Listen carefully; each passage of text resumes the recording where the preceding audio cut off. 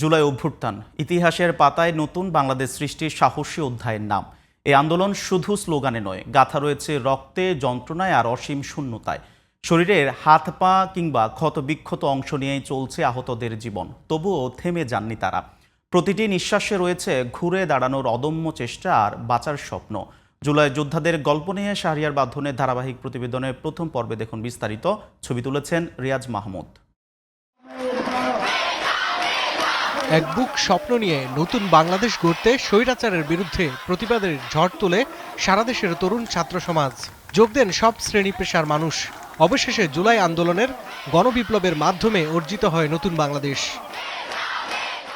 জুলাইয়ের উত্তাল সেই দিনগুলোতে অকাতরে যেমন প্রাণ দিয়েছে ছাত্র জনতা, তেমনি নির্বিচারে গুলি আর নির্যাতনে হাত পা চোখ হারিয়েছেন অসংখ্য মানুষ। ক্ষতবিক্ষত শরীর নিয়ে হারিয়েছেন উপার্জনের সক্ষমতাও। এমন জীবন শুধু অন্ধকারেই ঢাকা। প্রত্যাশা ছিল বড়, স্বপ্ন ছিল পরিবর্তনের, কিন্তু বাস্তবতা কতটা পক্ষে আছে এমন প্রশ্নে কেউ নিশ্চুপ, কারো মুখে আবার আক্ষেপের ধ্বনি। আমরা যারা পা হারাইছি বা চোখ হারাইছি, যারা শহীদ হয়েছে, এদের খোঁজ খবর কেউ নেয় না। সবাই যার যার স্বার্থের বিনিময়ে। আমাদের দেশটা পরিবর্তন হবে এই প্ল্যান করে আন্দোলন করছি, কিন্তু এখন দেখলাম যে আমাদের শুরুতে যখন আমরা এই গত 24 জুলাই আগস্টটা যেরকম ছিল, একটা ঐক্যমত ছিল বা সবাই ঐক্য ছিল, সেটা এখন দেখতেছি না। পঙ্গুত্ব বরণ কিংবা অপূরণীয় ক্ষতির পরও হাল ছাড়েননি জুলাই যোদ্ধারা। কারো কারো স্বপ্ন নতুন করে ঘুরে দাঁড়াবার। আমি তিলে তিলে বড় একটা ছেলে, আমি সরকারের উপর নির্ভরশীল হইতে চাই না। আমি চাই যে আমার হাতটা সুস্থ, আমি আমার কাজে ফিরে যাই।